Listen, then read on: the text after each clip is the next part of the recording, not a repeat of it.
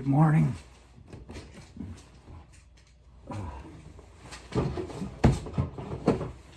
It's Dark Friday.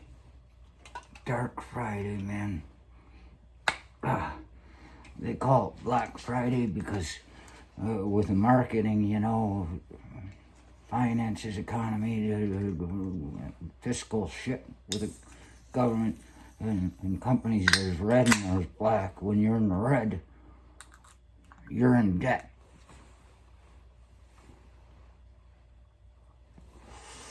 But to be in the black signifies there is no debt. Everything there is profit. So they call it Black Friday because they're like, we're going to get everybody in the black, We're shooting to get out of debt. It can represent a company's finances or a government's or even an individual, So here I am. I'm going through and looking over shit that I published yesterday that I might not remember. And I'm watching the one, Thanksgiving is my birthday. It's the day I was born, Thanksgiving. It swaps through. Some people that they have their birthdays on Thanksgiving, but they weren't actually born on Thanksgiving Day. I was. I screwed up the whole fucking dinner for everybody. Got my dad some time to sit alone in a bar while my mom was having me across the street. Didn't take long. She said they went and they drove to Petoskey, and she's like, I'm not sure if I'm having it. I just, water broke us all or something, And he drove around a little bit, and she said, ooh. My dad was kind of getting upset. He's like, we drove all the way over here for nothing. And I don't know if she was faking it or not, but she says, ooh, here it comes. And so he drives into the hospital. They weren't going to spend all day there, and if it wasn't really happening. You just spit out the fucking stillbirth later and put it out on the gut pile for the coyotes. Water broke. Something's happening, right? So they go in there. And my mother says,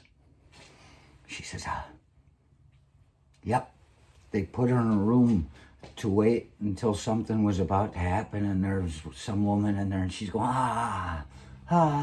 miserable, and and my mom says after just a half hour of being there, she's, ooh, here it comes. And the nurses come running in there, taking my mom out of there, and this other woman's going,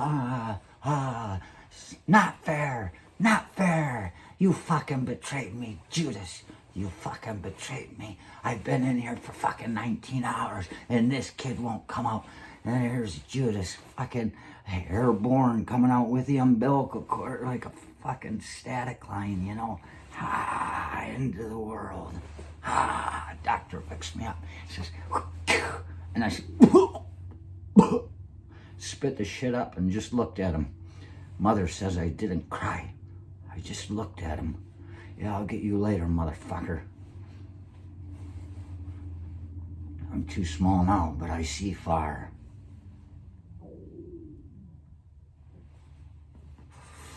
And at the same time, my dad's across the road. He's not in the waiting room with guys smoking cigars. He's across the road at this bar having a burger. He says, yeah, all I got for Thanksgiving dinner was a burger and a beer. That's no reason to hate me. That sounds like a good Thanksgiving. And he's supposed to have had time to think about the things he has to give thanks for, like solitude on Thanksgiving Day. Of course, maybe part of it is he likes screaming at people, so it takes away his fun. Probably yelled at the bartender about how the fucking hamburger was too expensive. He told me it was.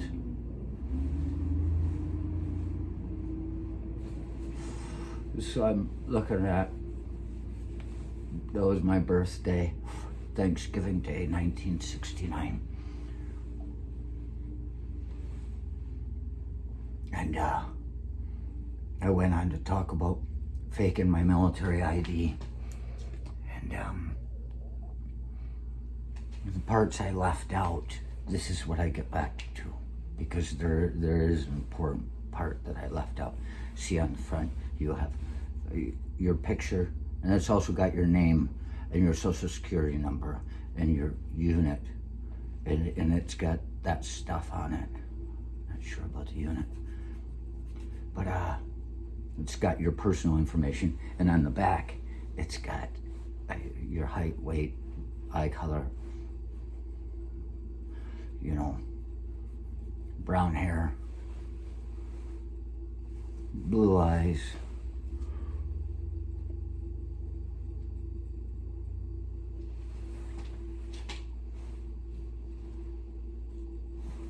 height. And I remember now, his height was 5'10" on the back of it. Tim Howard's height was 5'10", but I was 5'11". I did grow into 6 feet, but at that time I was close enough that our heights wouldn't be noticed so much in a dim bar.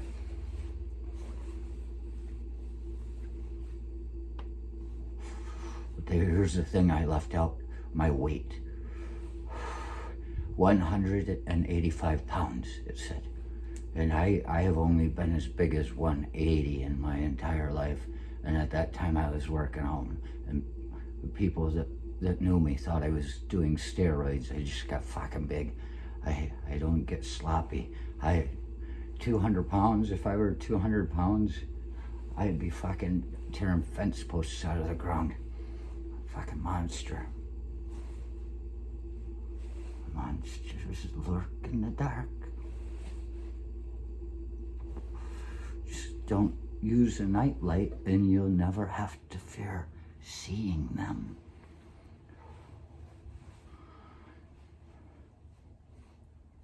His height said 185. All through the Army, I was 160. So I thought, well, if anybody actually looks deeply enough into it, see 185 when I put them together, I could just say, I lost weight. Look at that. And you add something to it to make it more believable. You say, look at that. I don't have anything hanging off of me. I don't have extra skin like people that lose a lot of weight. I lost 25 pounds. I knew I had to. They were about to put me on the Fat Boy program. I said, but I got to do something about this first, because Howard was a fat guy. That was the only different thing. And then I can say I lost weight. It's believable. Rare, but believable. Whatever you're doing with your body, you do it long enough and your body will remember. So you drop that 25 pounds where you feel like you're about the right height, and just keep working out, keep running anyway, and drinking, and your body will remember it, and you grow into somebody that's just a freak, supposedly. You're a freak, Judas, you're a freak. Now, well, I've heard it all before. And you might say, why did you fake your military ID? I said, because the military ID is believable, and because it was simple enough, and because I didn't need to go out to the bar to drink.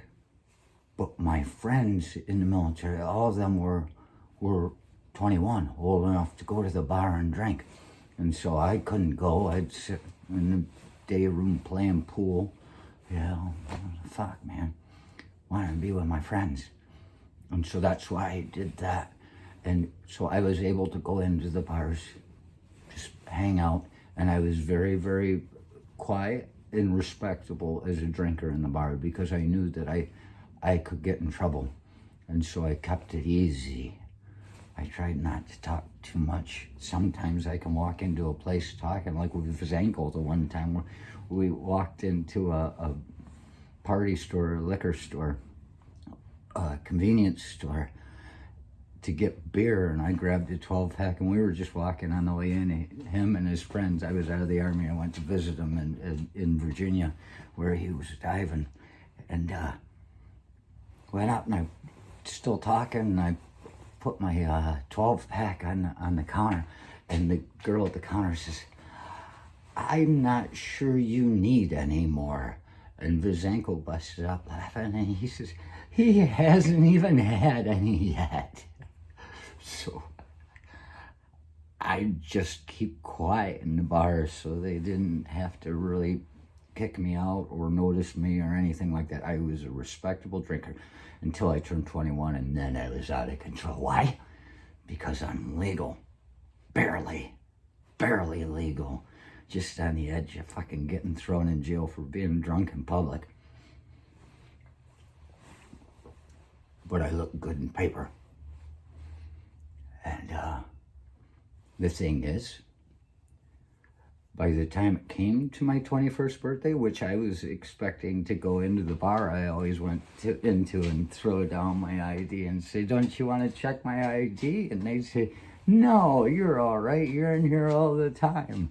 And I said, "You might want to look at it." And they'd look, and they'd see that it was my 21st birthday, and I say, "Ha! Gotcha." And they'd probably kick me out that day, but they'd let me back in. That was the fun that was coming with turning 21 in reality. Yeah. But in reality, it shifted. I was living in a hole in the ground. We were out doing training and exercises in Saudi, November, before we went into Iraq. And I'm sitting there thinking, "Oh, we're training now? What the fuck is this, man?" And I was living in a hole in the ground in the night and writing a letter, and I realized it's my fucking birthday.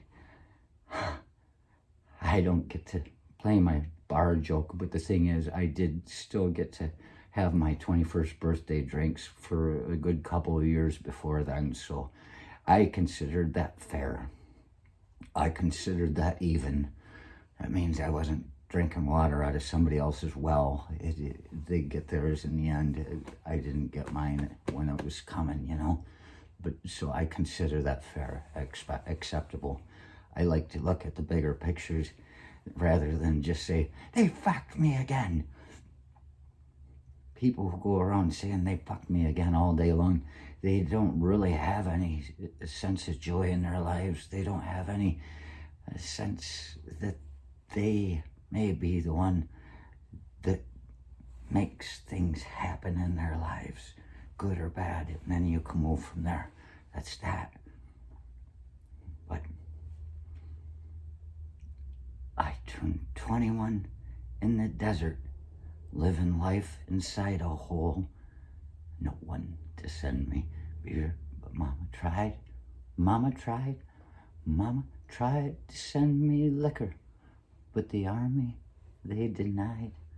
It leaves only me to blame, 'cause Mama tried.